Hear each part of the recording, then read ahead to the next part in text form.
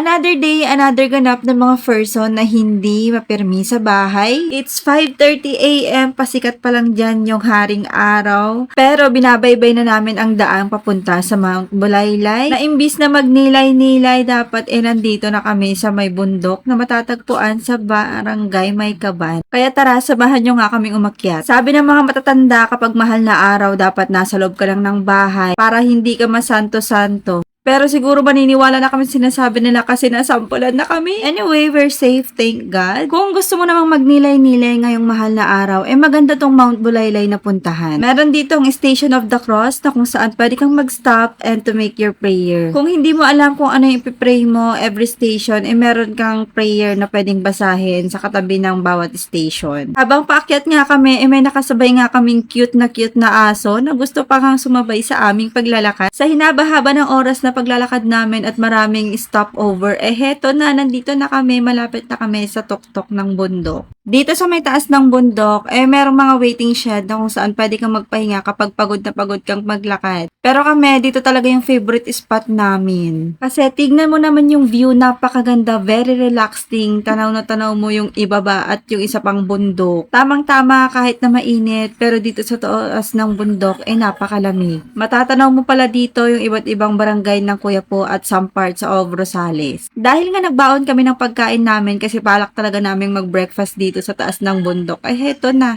attack na ang mga person. Nagbaon nga pala kami dyan ng itlog maalat, the hotdog, spam, syempre at ang tuyo. First bite!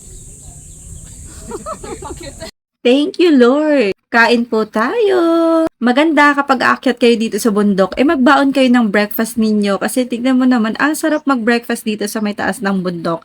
Presko, mahangin at ang ganda pa ng view. Nung pauwi na nga kami, nakakita kami ng langka at pinaalam nga namin sa may-ari, etong si Kuya. Dahil nga yun, nahirapan kaming kunin, siya na ang kumuha para sa amin. Unfortunately, hindi pa nga siya hinog, kaya naman mag-iisip na naman kami kung anong pwede naming lutuin. So ayun lang, dito nagtatapos ang aming araw. Bye!